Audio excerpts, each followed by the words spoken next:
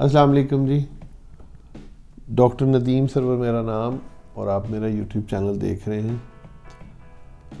नाक की हड्डी का टेढ़ा हो जाना, इस पे पहले भी मेरी एक वीडियो है, उसका लिंक भी आपको दे देंगे। बहुत से फ़ोन उस पे आते हैं, बहुत सी इंक्वायरीज़ आती हैं। कुछ लोग उससे दवाई भी मुझसे मंगवा रहे हैं और कुछ लोग दवाई का पूछते हैं।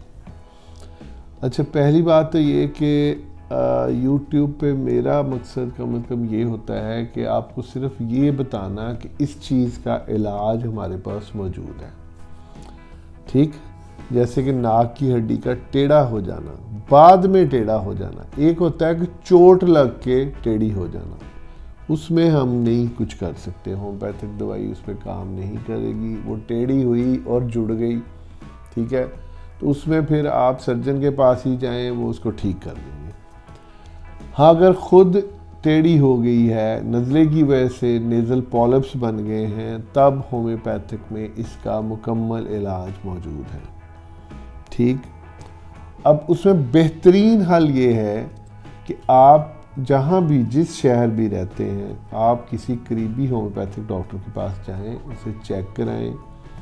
हर डॉक्टर काबिल है, वो कोई ना कोई होम्योपैथिक दवाई आपको देगा, उससे आप इंशाल्लाह ठीक हो जाएंगे। दूसरा तरीक़ाकार, अगर मुझसे दवाई लेनी है तो फिर आप मेरे क्लिनिक तशरीफ़ लाएंगे। फैसलाबाद में 2 क्लिनिक्स हैं, Nadeem medical and dental clinic है, मेरा बेटा डेंटल सर्जन है डॉक्टर अली नदीम, तो उसी क्लिनिक पे मैं इंचार्ज हूँ। वहाँ पे डॉक्टर नदीम सरवर मेरा नाम, वहाँ के आप दिखाएंगे, मैं एग्ज़ामिन करूँगा, नाक को देखूँगा, सिम्टम्स लूँगा, फिर आपकी दवाई सिलेक्ट होगी, फिर आपकी दवाई दी जाएगी। कुछ लोग बहुत दूर से होते हैं, उसका फिर तरीका आप जिस भी ENT स्पेशलिस्ट को दिखाएं, उसने आपको बता दिया कि आपकी नाक की हड्डी टेढ़ी है तो इसका ऑपरेट होगा। तो ऑपरेट करने से पहले आप मुझसे रब्ता करें, मुझे एक्सरे की पिक्चर भेजें, फेस की पिक्चर भेजें, नाक की पिक्चर भेजें, फिर मैं आपको दवाई सेंड करूँगा। ठीक, इस तरह ना करें कि आप जी हमें दवाई बता दें। ठीक, दवाई बताई नहीं जाती। यूट्यूब पे मकसद ये होता है कि आपको ये बताया जाए कि इस चीज़ का इलाज होम्योपैथिक में मौजूद है। करीबी डॉक्टर को सेल्फ दिखाना ज़रूरी है, सेल्फ मेडिकेशन ना करें। ठीक, ये भी एक किस्म की सेल्फ मेडिकेशन होती है कि मेरे नाक की हड्डी ख़राब है, अब मुझे दवाई बता दें। तो उसमें हमारी तो बहुत सारी दवाएँ हैं होम्योपैथिक की, तो इसमें मैंने आपको टिप्स बताई थी कि हाँ, अगर आप सरसों का तेल आप नाक में डाल लें तो उससे वो बहुत अच्छा है। सरसों का तेल आप नाफ में लगाएं, ठीक, नाफ के अंदर रात को रोज़ाना लगाएं, उससे भी नाक कान गला बेहतर रहता है। सरसों का तेल आप नाक में डालें डेली, उससे भी नाक जो है नेज़ल पॉलिप्स को फ़र्क पड़ना शुरू हो जाता है। लेकिन आप इन साथ दवाई खाने वाली ज़रूर लें, होम्योपैथिक डॉक्टर के पास ज़रूर जाएं या मेरे पास आएँ। इसी तरह कान अगर खुश्क हों तो कान में भी सरसों का तेल डाला जा सकता है।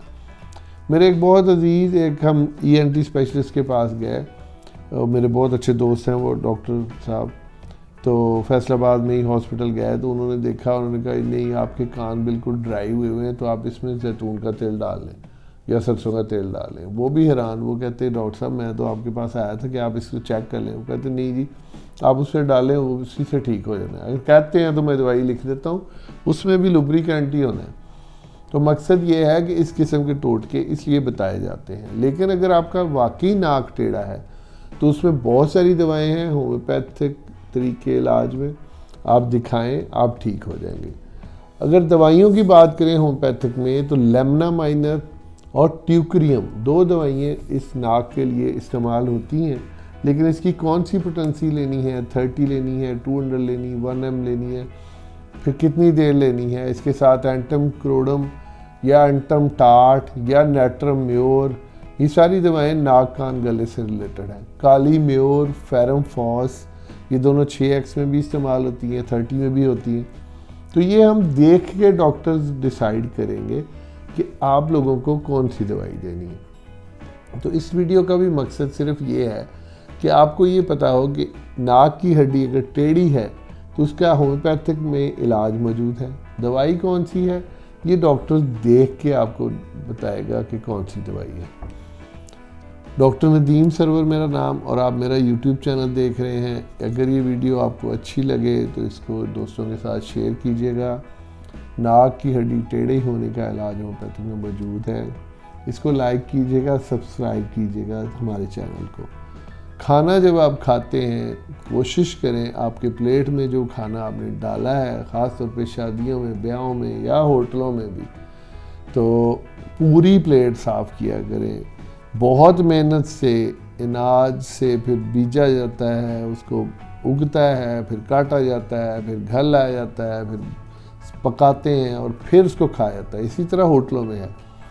मुझे एक होटल लाहौर में मुनाल में लिखा हुआ कि अगर वो हाई टी करवाते हैं, वो बड़ा अच्छा लगा कि हाई टी करवाते हैं, तो वहाँ उन्होंने लिखा हुआ कि अगर आपकी प्लेट साफ़ होगी एंड में तो हम आपको 20% डिस्काउंट देंगे। तो ये पिछले साल की बात है। तो बहुत अच्छा लगा। हमारे यहाँ बुफ़े में तो लोग धड़ाधड़ डालते हैं और वो वेस्ट हो जाता है खाना। इस तरह ना करें, अल्लाह ताला नाराज़ होगा। अपना ख्याल रखिए। अस्सलाम वालेकुम।